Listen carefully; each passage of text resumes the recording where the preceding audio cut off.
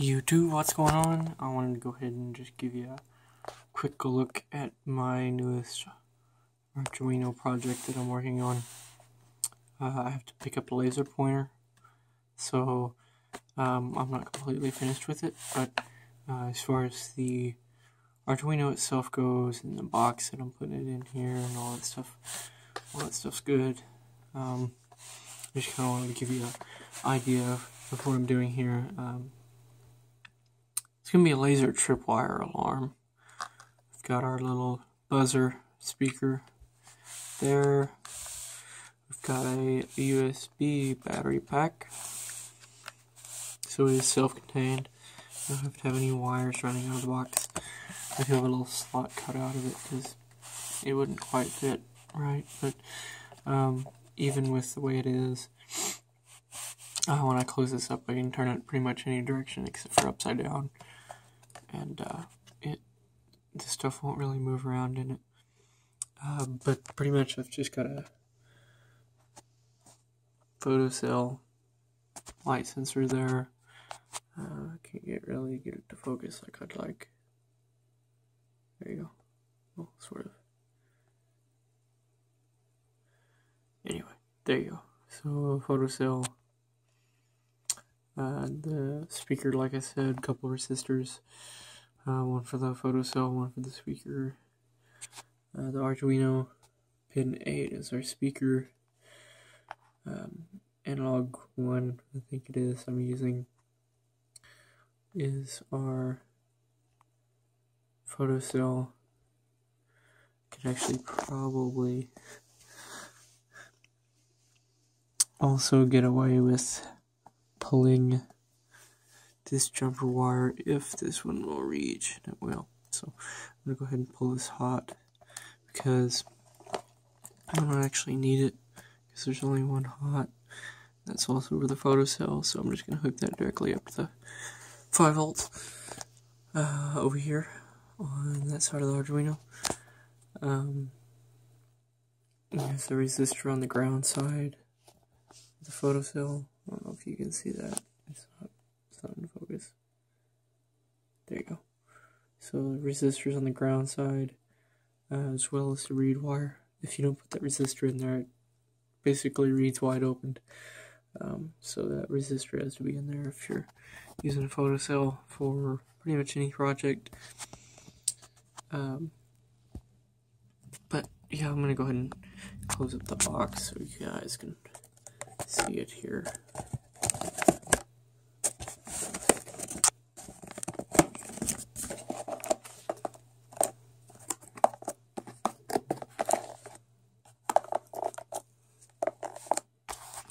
So I've got a couple holes up here. I made a real mess, so I kind of patched it with another piece of cardboard. I kind of try to color it with a Sharpie. I'm going to spray paint the whole thing and look a lot nicer that way. But so there's the photocell coming out of the box there. The buzzers through that hole. And that hole, you can't really see it. But the Arduino power light is there. Now the idea is that a laser, this is not a laser, like I said, I have to pick up a laser pointer, but the idea is the laser pointer is going to put a large amount of light on that photocell, but only on the photocell, and then when you trip it, all the light's going to go away. Now I'm just going to demonstrate how it works with this flashlight. It's a pretty bright one, so it definitely gets the job done, especially if I just sit it up on top of there like that. So we'll go ahead and turn this on, sit that there, and push in the power because I don't want it going off yet. And you can actually see it now, our little power light on the Arduino is lit now. On. Okay. So whenever we remove the flashlight, if we put it right back, it keeps going off.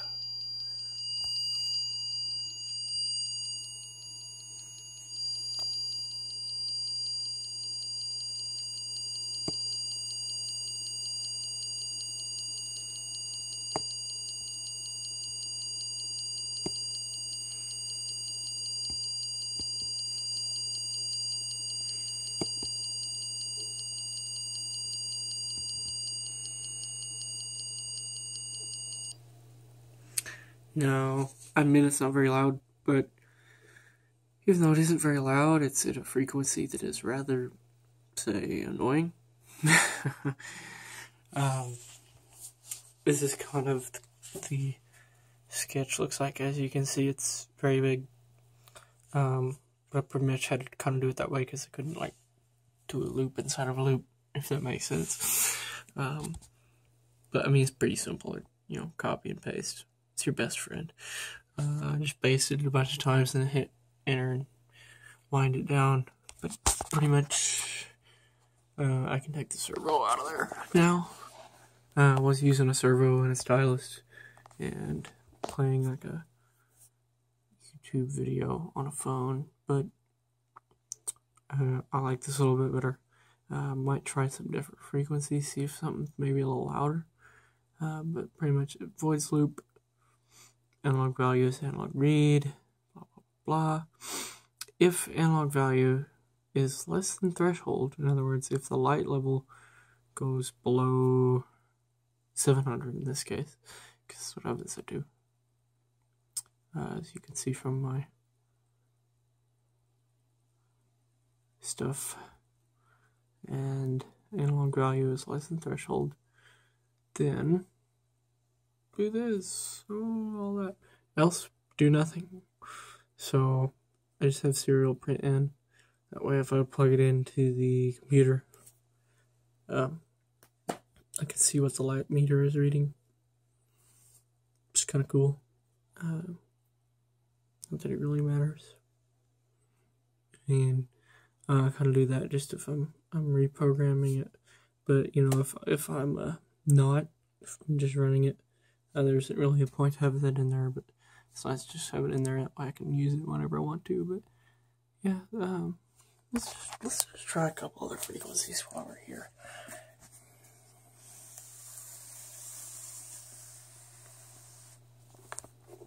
The nice thing about having this slot here is that I can easily plug into the computer without having to open the box. So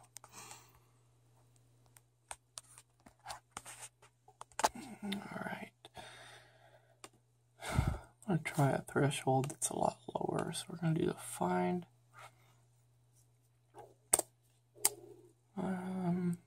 We're at 950 frequency right now. Let's try. What should we try? Let's try 500 and upload.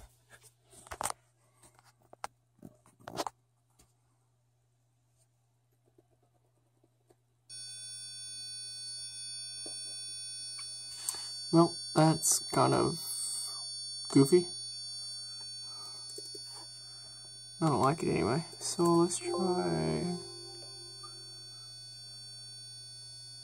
650 and upload. At least shut the thing up. Okay, there we go. Done uploading. Give it a few seconds. Alright.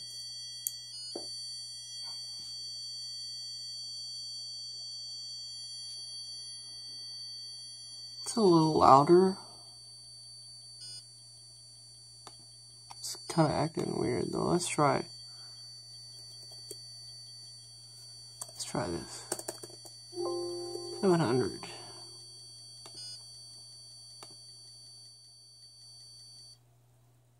Whew, man, that is very annoying. And it's not, like I said, it's not loud, but it sure is annoying. Okay.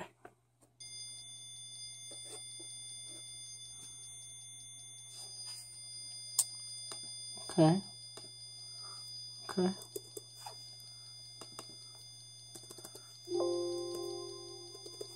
Just kind of looking for a blend here, see what we can maybe find. Let's try 800.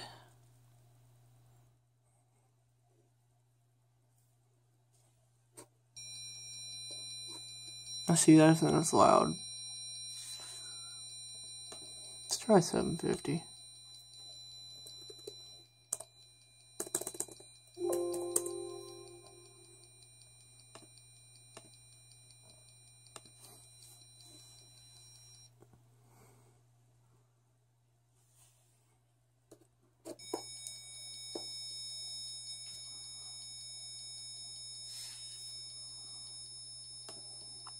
You know what? I think 700 is going to be the magic number.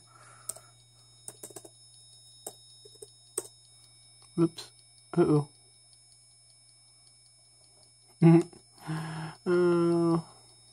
Okay, that's okay.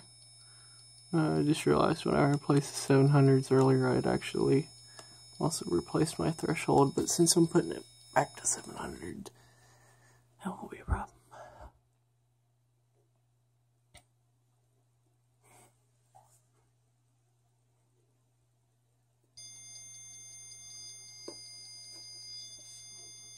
Yeah, I think I'll make that the best.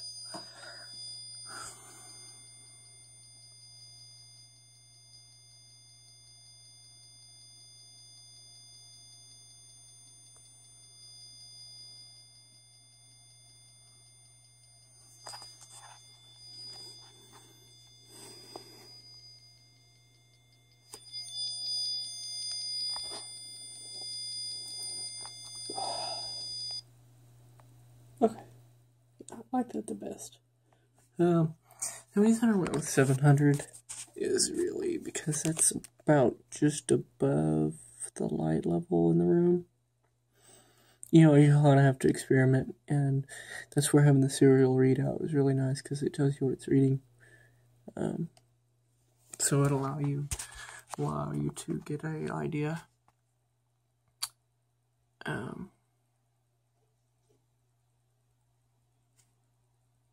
So yeah, I'm trying to think of.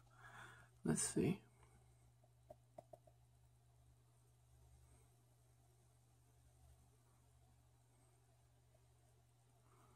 So you could do something like this.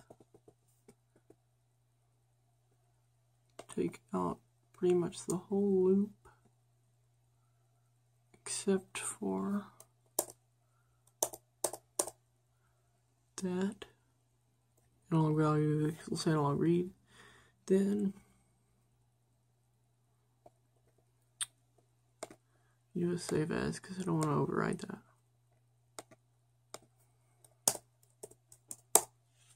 Okay.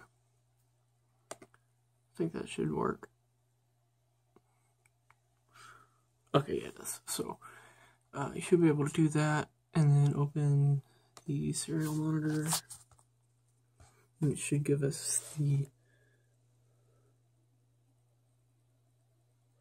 light levels. Oh, you know what? I didn't upload it.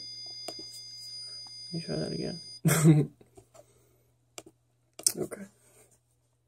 Yeah, okay, so it's still giving us light levels. This time when we remove the flashlight, it shouldn't go off. There we go, that's better. So,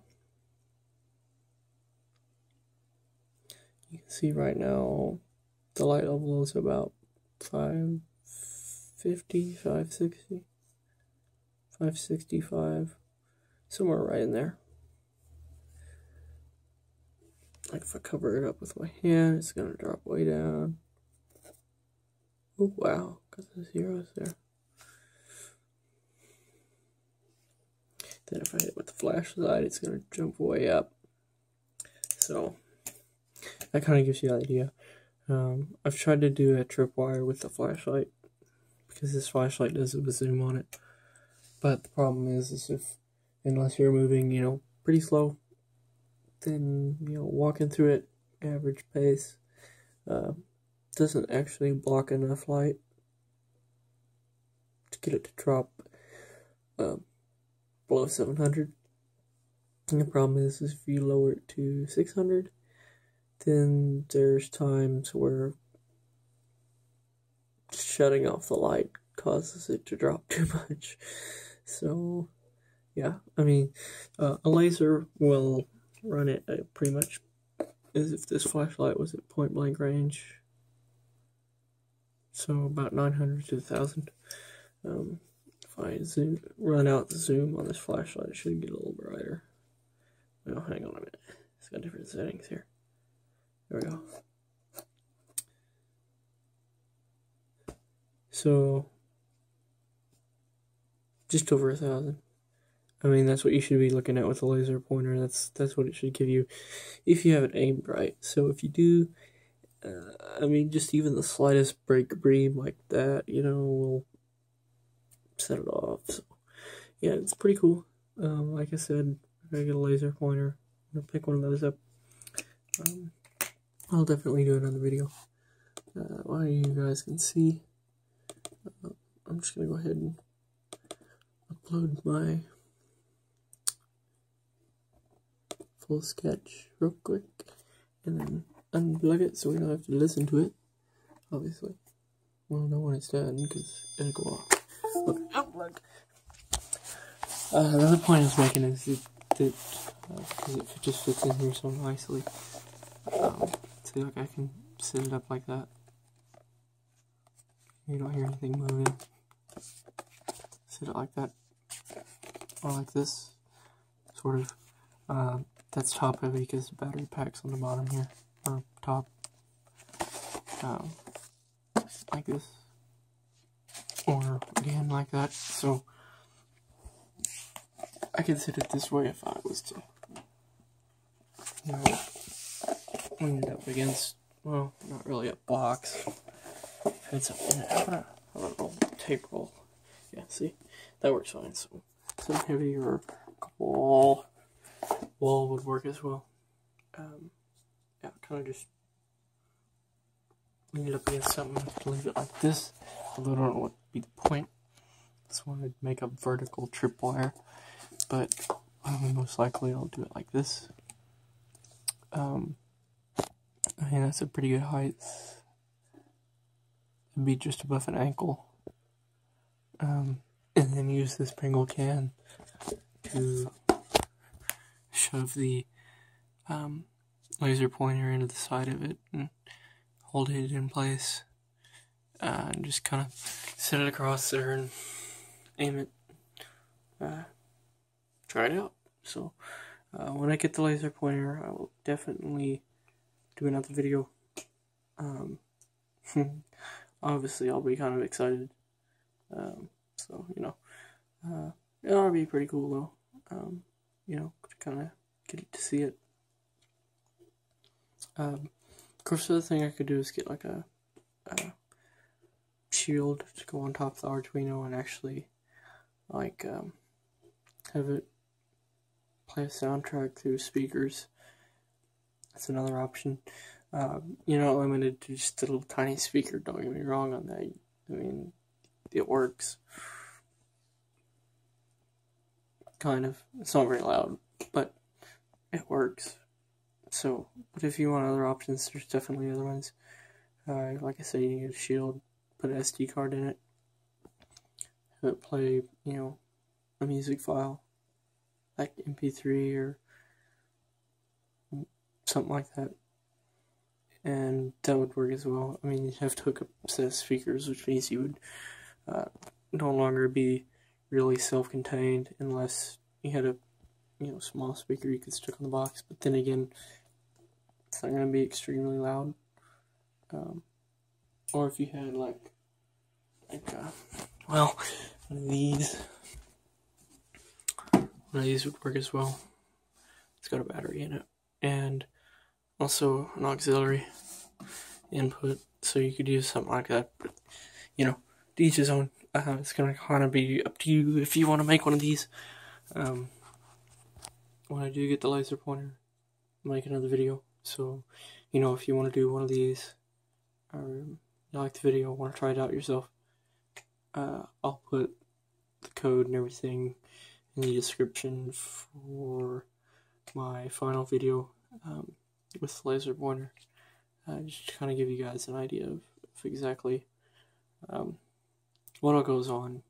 So, anyway, I think that's going to be about it for this video. I think I've probably rambled on enough. So, yeah, thought it's a pretty cool project. Couldn't wait to go ahead and do a video on it. So, yep. Alright, and see you for part 2.